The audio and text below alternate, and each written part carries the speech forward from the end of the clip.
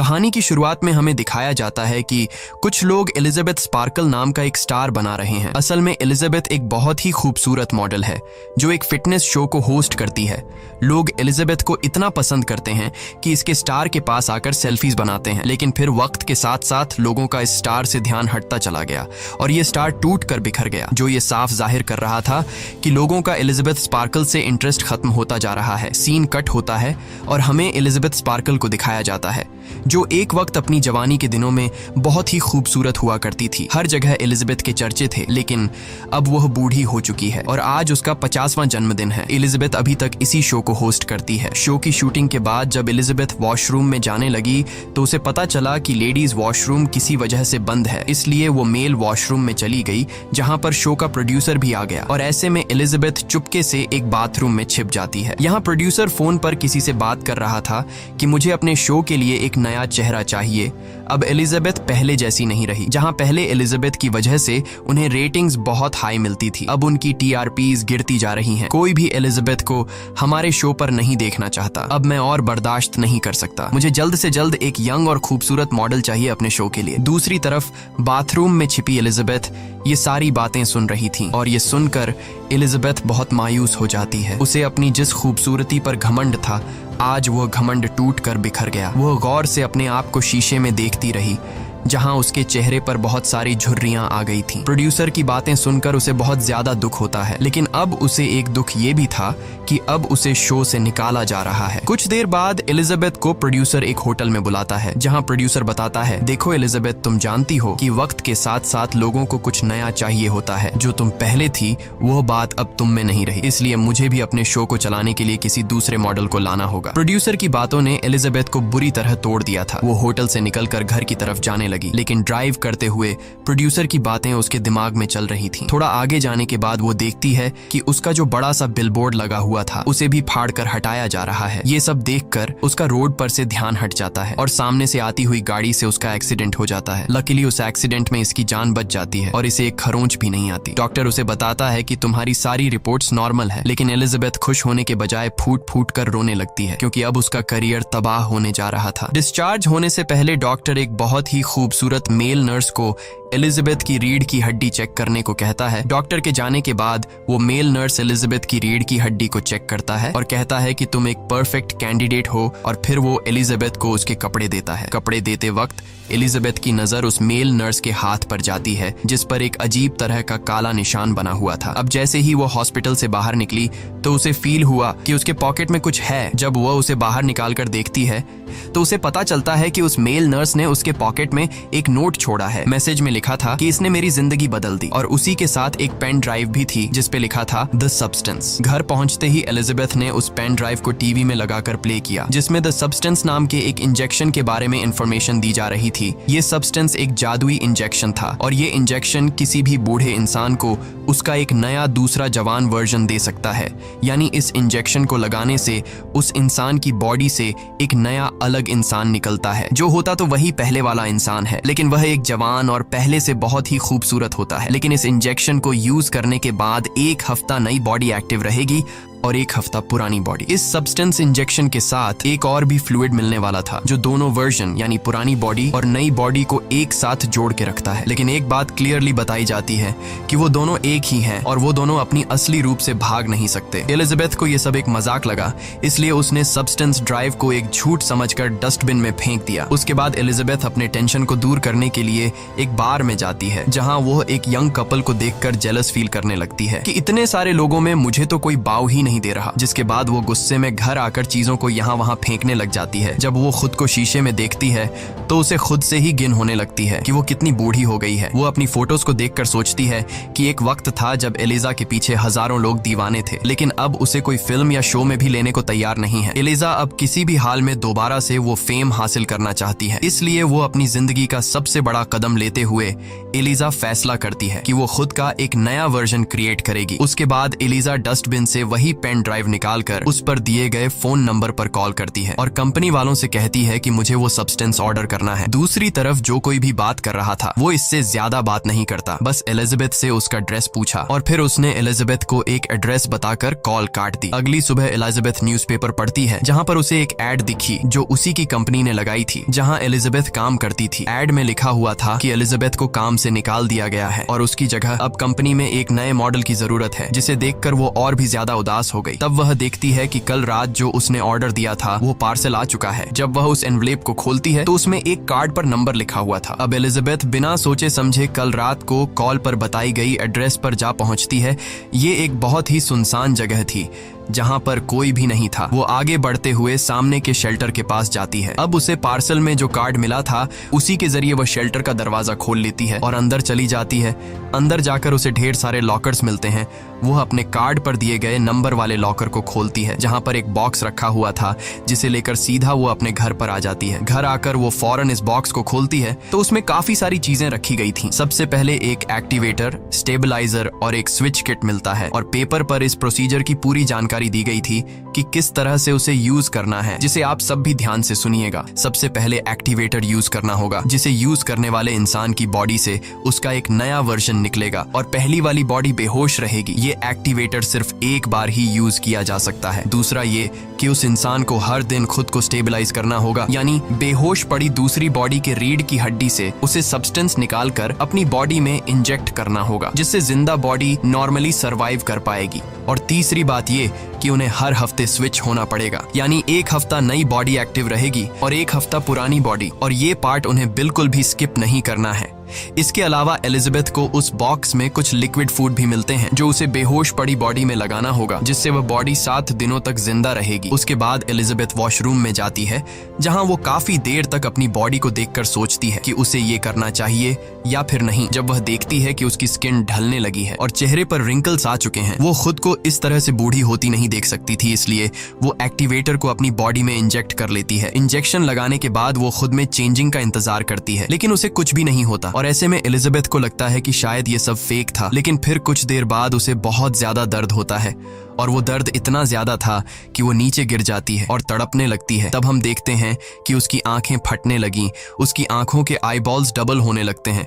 तब अचानक उसकी पीठ हिलने लग जाती है और फिर अगले ही सेकंड उसकी कमर फटने लगी, जहां से एक जवान और काफी खूबसूरत लड़की निकलकर बाहर आई। ये एलिजाबेथ का नया वर्जन था, एक नई जवान बॉडी जो पिछली बॉडी के अंदर से निकली थी। एलिजाबेथ के इस नए वर्जन ने जब अपने आप को शीशे में देखा तो वह हैरान रह गई कि इस दवा ने तो कमाल कर दिया। वो इतनी खूबसूरत और जवान बन गई कि ऐसा उसने सोचा भी नहीं था। काफी देर तक अपनी खूबसूरती देखने के बाद अब वो एलिजाबेथ के पुराने वर्जन यानी पुरानी बॉडी की कमर को सी लेती है, जिसे फाड़कर वो बाहर निकली थी। उसके बाद वो अपनी पुरानी बॉडी को जिंदा रखने के लिए एक फूड बैग उसके साथ अटैच कर देती है, जिसके बाद वो नहाकर खुद को फ्रेश करती है। तभी वो देखती है कि उसके नाक से खून बहने लगा है। ये देखकर वो बहुत परेशान हो गई। तभी उसे याद आया कि उसे तो एक एक्टिवेटर किट भी दी गई थी और उसे बताया गया था कि हर रोज नई बॉडी को यानी जवान बॉडी को एक्टिव रखने के लिए पुरानी बॉडी की रीढ़ की हड्डी से उसे सब्सटेंस निकालकर अपने अंदर इंजेक्ट करना है। इसीलिए अब वो फौरन पुरानी बॉडी की रीढ़ की हड्डी से सब्सटेंस निकालकर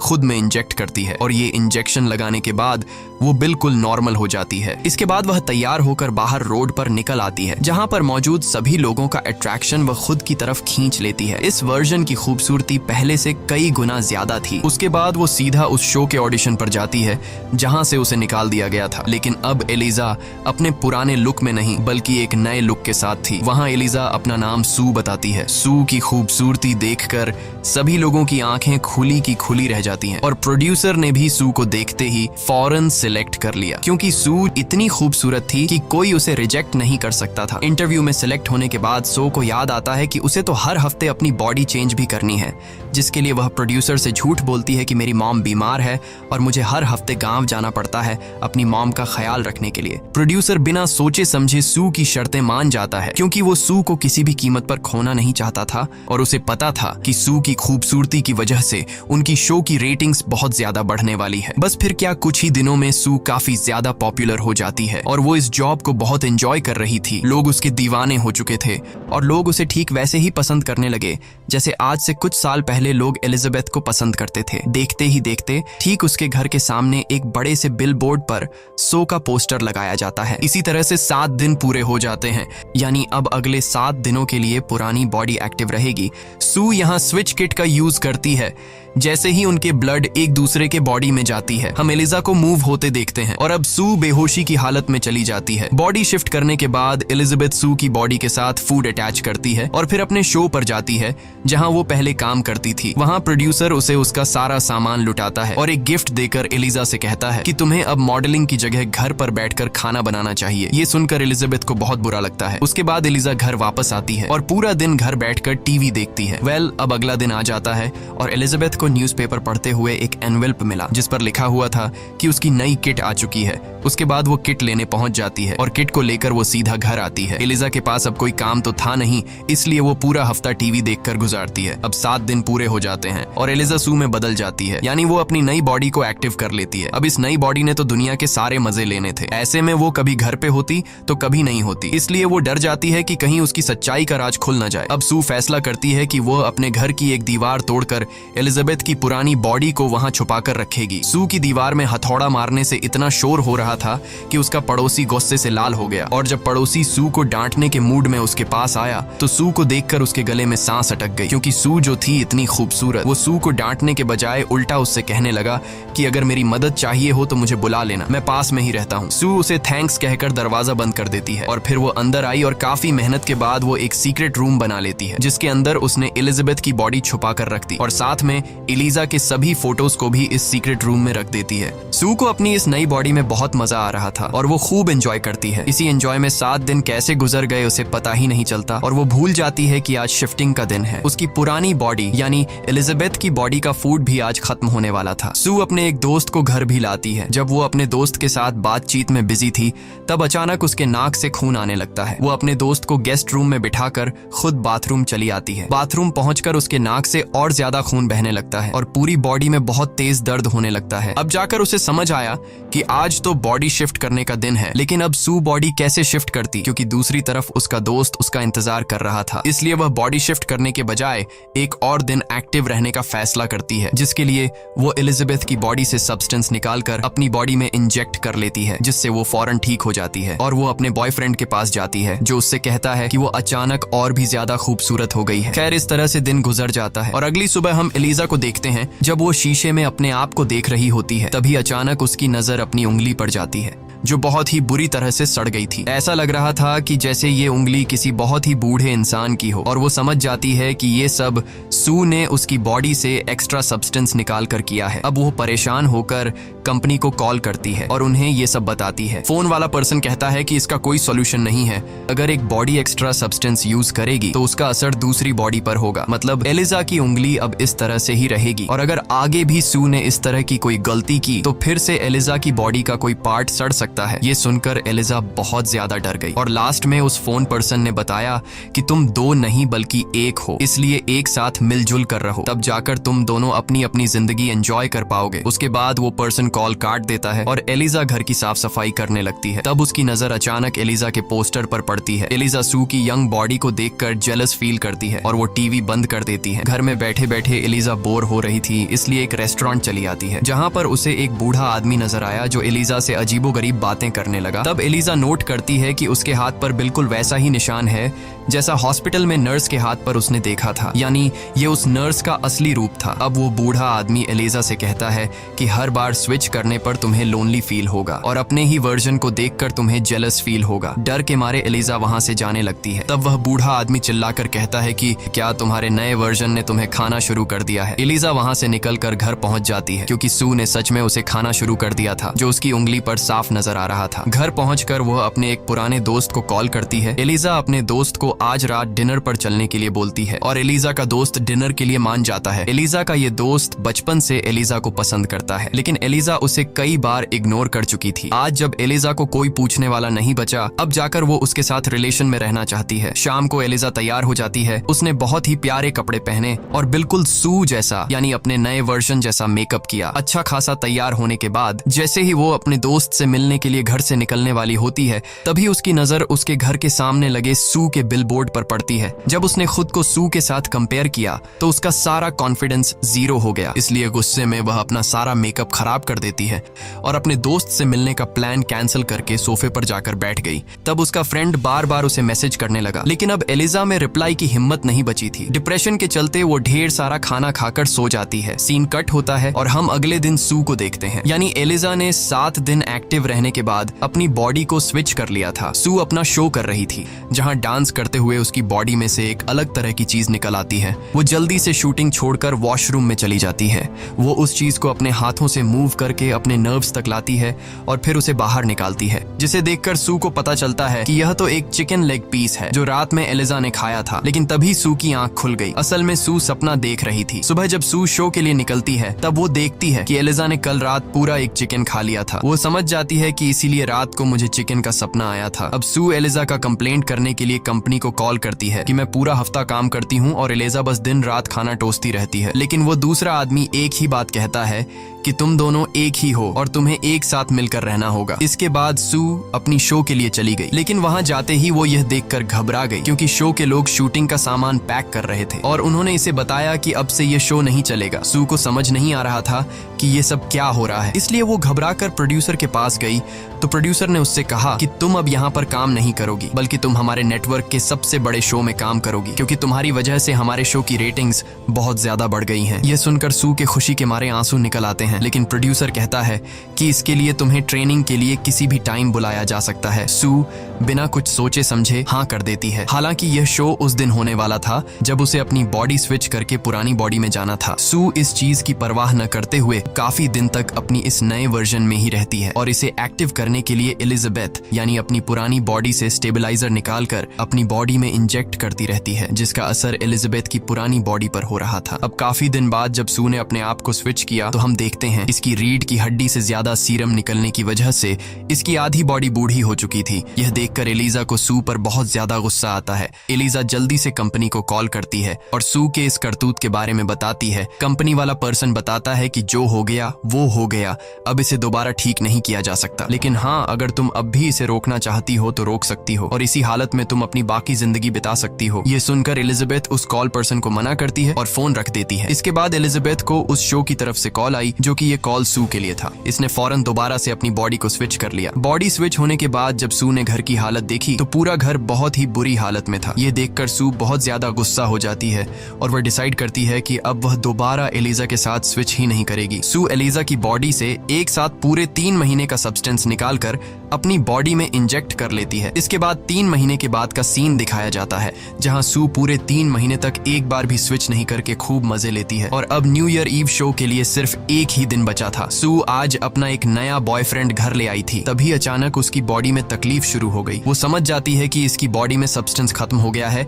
इसलिए वो सीधे एलिजा की बॉडी से सब्सटेंस निकालने के लिए जाती है। लेकिन आज सीरम निकला ही नहीं, बल्कि सीरम की जगह ब्लड निकलने लगा। यह देखकर वो बहुत ज्यादा घबरा गई और उसने कंपनी से कॉल करके पूछा कि एलिजाबेथ की बॉडी से सब्सटेंस नहीं निकल रहा, बताओ अब मुझे क्या करना चाहिए। कंपनी वाला पर्सन उसे बताता है कि अगर बॉडी से सीरम नहीं निकल रहा तो इसका मतलब तुम सारा सीरम यूज कर चुकी हो। अब तुम्हें स्विच होना पड़ेगा, तब जाकर दूसरी बॉडी में सीरम जमा होगा और तुम्हें सीरम बनने का इंतजार करना पड़ेगा। ये सुनकर सू की हालत बहुत ज्यादा खराब होने लगती है और रेंगती हुई जाकर अपनी बॉडी को स्विच कर लेती है और स्विचिंग की ये सारी आवाजें वो लड़का भी कमरे में सुन रहा था। उसे सू की तेज चिल्लाने की आवाजें सुनाई देने लगी, जिसे सुनकर उसे लगा कि सू खतरे में है, इसलिए वह सू की मदद करने वॉशरूम की तरफ आने लगा। लेकिन सही टाइम पर एलिजाबेथ वॉशरूम के दरवाजे को बंद कर लेती है और एलिजा उस लड़के को जाने को कहती है। वो लड़का एलिजा की इतनी डरावनी आवाज सुनकर फौरन वहां से निकल जाता है। हम देखते हैं कि एलिजाबेथ बहुत ज्यादा बूढ़ी हो चुकी थी और साथ ही साथ इसके सर से बाल भी निकल गए थे। बुढ़ापे की वजह से वह ठीक से चल भी नहीं पा रही थी। एलिजाबेथ अब बहुत ज्यादा घबरा चुकी थी। वो कंपनी में कॉल करती है और कहती है कि मैं यह सब कुछ यहीं पर रोकना चाहती हूँ। कंपनी वाले उसकी बात मान लेते हैं और इसे टर्मिनेटर इंजेक्शन ले जाने को बोलते हैं। इसके बाद एलिजाबेथ अपनी बॉडी को पूरी तरह से ढककर लंगड़ाती हुई टर्मिनेशन किट लेने जाती है। टर्मिनेटर इंजेक्शन घर लाने के बाद वो इसे सू की बॉडी पे लगाने ही वाली थी, तभी उसे कंपनी के मैनेजर की बताई हुई बात याद आ गई। उसने कहा था कि अगर तुमने एक बार टर्मिनेटर टर्मिनेटर इंजेक्ट कर लिया तो फिर जिस बॉडी में इस टाइम तुम हो हमेशा वैसे ही रह जाओगी। ये सोचते ही उसने टर्मिनेटर इंजेक्ट नहीं किया। लेकिन जब इसकी नजर अपनी फोटो पर पड़ी तो एलिजा फोटो में बहुत ही खूबसूरत दिख रही थी और एलिजा ने इस समय अपना हाल देखा तो वो बहुत ज्यादा भयानक हो चुकी थी और इसके पीछे सू का ही हाथ था। इसलिए एलिजा को सू पर दोबारा गुस्सा आया और उसने सू की बॉडी में टर्मिनेटर इंजेक्ट कर लिया। लेकिन अभी उसने आधा ही सीरम इंजेक्ट किया था कि तभी उसे ख्याल आया कि अभी तो इसे बहुत बड़ा शो होस्ट करना है जिसे उसे बहुत बड़ा फेम मिलेगा। इस लालच में उसने आधा सीरम तो इंजेक्ट कर लिया था लेकिन बाकी का सीरम रहने दिया। अब वह सू को उठाने लगी। काफी देर तक इसे जगाने की कोशिशों के बाद जब सू नहीं जागती तो वह बॉडी स्विच करने का सोचती है। लेकिन जब बॉडी स्विच भी नहीं हुई तब एलिजा ने अपनी रीढ़ की हड्डी से एक्टिवेटर निकालकर सू के दिल में इंजेक्ट किया जिसे सू जाग गई। यहाँ हम देखते हैं कि दोनों वर्जन एक दूसरे के सामने जिंदा खड़े हैं। ये देखकर ये दोनों अभी शॉक हो जाते हैं और उन्हें समझ नहीं आता कि यह क्या हो रहा है। तभी सू की नजर टर्मिनेटर इंजेक्शन पर पड़ती है और वो समझ जाती है कि एलिजा इसे मारने की कोशिश कर रही थी। ये देखकर सू बहुत गुस्सा हो जाती है। उसने अपने गुस्से में एलिजाबेथ को इतना मारा कि वो मर गई। एलिजाबेथ को मारने के बाद इसे एहसास हुआ कि उसने बहुत बड़ी गलती कर ली है क्योंकि अब उसे एलिजा के रीढ़ की हड्डी से एक्टिवेटर सब्सटेंस नहीं मिलने वाला था। लेकिन इस समय भी सू को एलिजा से ज्यादा अपने शो की चिंता थी। वो सीधे अपने प्रोग्राम के लिए चली जाती है जहां जाते ही लोगों ने बहुत जोश से इसे वेलकम किया। इस समय सू को बहुत अच्छा लग रहा था लेकिन तभी अचानक इसे अपनी बॉडी में कुछ अजीब महसूस होने लगा। वो घबराकर वॉशरूम में गई। उसने जैसे ही मुंह खोला तो इसके 2 दांत टूटकर गिर गए और अब भी वो सोचती है कि क्यों ना मैं घर पर रखे एक्टिवेटर को यूज करके